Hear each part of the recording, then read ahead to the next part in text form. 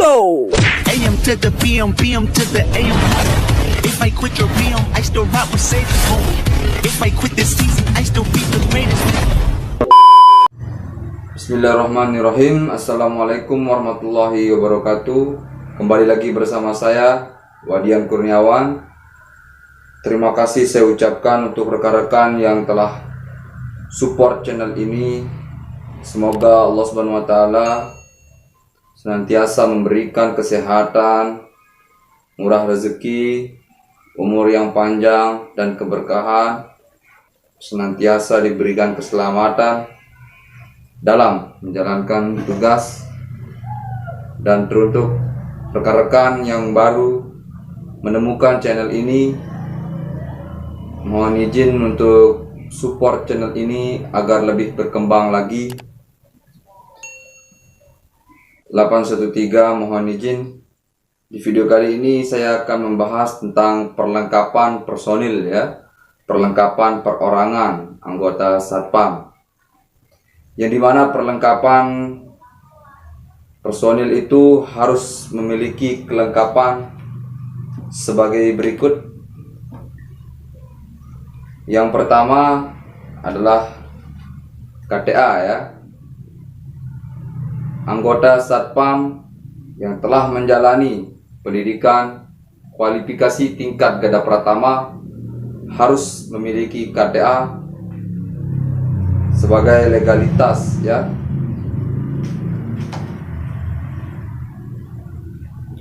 Dan yang kedua, KTP, kartu tanda penduduk ya.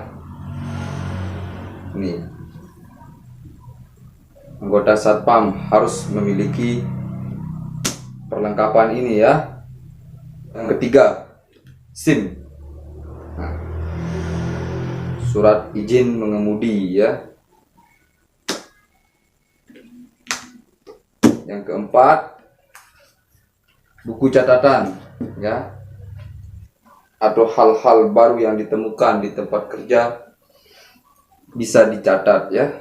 Yang kelima, anggota harus memiliki perlengkapan ballpoint karena ini penting untuk mencatat ya. Yang keenam adalah buku saku ya. Buku saku, jika buku catatan terlalu besar bisa tinggalkan di pos. Yang jelas buku saku ini bisa dibawa kemana-mana ya, karena berada di dalam saku seperti itu rekan-rekan.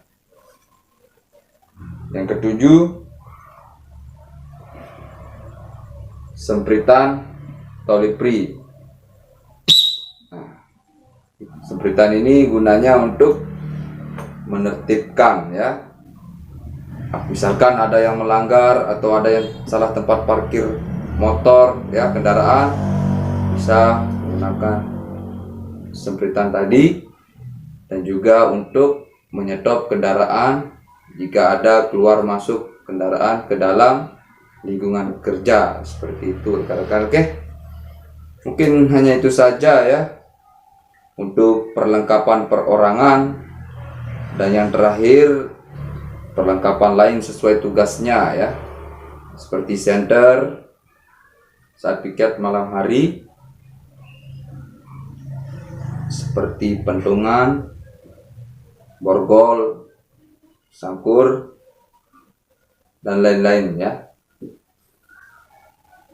Itulah perlengkapan perorangan personil anggota Satpam. Ya, kita lanjut membahas tentang sarana penunjang. Sarana penunjang yang pertama, inventaris ya, yang digunakan dan yang merupakan sarana penunjang keamanan harus digunakan dan dijaga oleh setiap personil keamanan dengan sebaik-baiknya, dan apabila hilang atau rusak bertanggung jawab sepenuhnya oleh yang melakukan atau semua keamanan yang bertugas, yang nantinya akan dimintai pertanggungjawaban oleh pihak perusahaan ya.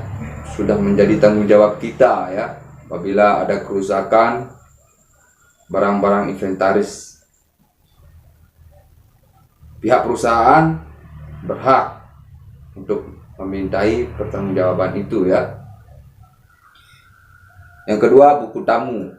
Setiap tamu yang berkepentingan di areal perusahaan wajib lapor kepada personil keamanan dan wajib mengisi buku tamu guna mengidentifikasi apabila ada sesuatu hal yang tidak diinginkan. Dan bagi tamu karyawan yang menginap di dalam atau di mes perusahaan wajib lapor, dan setiap tamu wajib meninggalkan identitas yang masih berlaku di pos piket ya, guna mengantisipasi terjadinya apa-apa.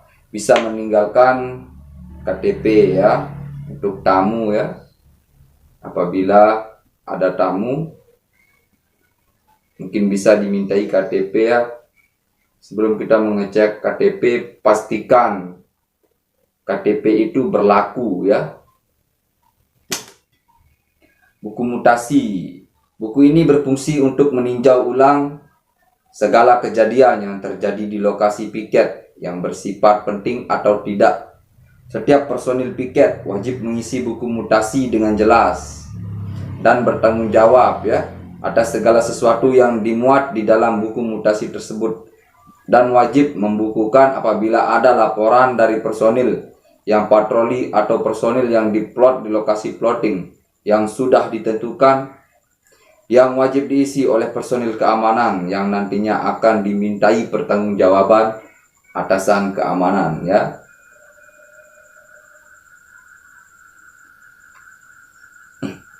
Selanjutnya, sarana penunjang pos portal ya. Pos keamanan suatu instansi atau perusahaan berfungsi untuk pemeriksaan yang bersifat global ya, atau menyeluruh ya. Adapun yang diperiksa antara lain, yang pertama kendaraan tamu atau karyawan yang keluar masuk itu harus diperiksa ya. Tamu yang keluar atau masuk, barang bawaan karyawan atau tamu yang keluar masuk ya. Barang-barang bawaan karyawan dan tamu itu juga sangat penting untuk diperiksa ya, untuk menghindari hal-hal yang tidak diinginkan. Pos keamanan berfungsi juga untuk menerima laporan dari personil yang diploting di plot masing-masing menggunakan sarana radio komunikasi atau secara langsung ya. Lapsit, laporan situasi yang harus dibukukan ke dalam buku mutasi ya. Portal berfungsi untuk mengantisipasi kendaraan tamu atau karyawan yang menerobos karena tidak berkenan untuk melapor atau untuk diperiksa oleh personil keamanan. Personil di pos memiliki hak penuh untuk memeriksa atau menghentikan kendaraan siapapun tanpa terkecuali ya, guna pemeriksaan dan pencatatan untuk laporan harian personil itu sendiri ya. Itu hal yang wajib dan kita berhak penuh ya, masalah pemeriksaan di pos portal ya. Jika ada karyawan atau tamu yang tidak berkenan untuk diperiksa, maka rekan-rekan boleh menyuruh untuk balik kanan dan tidak memasuki, tidak melewati pos portal ya, karena kita memiliki hak penuh di sana ya. Mungkin hanya itu saja ya yang bisa saya sampaikan untuk rekan-rekan tentang masalah perlengkapan perorangan ya dan sarana penunjang. Semoga ini bermanfaat ya. Jangan lupa rekan-rekan untuk support channel ini agar terus berkembang.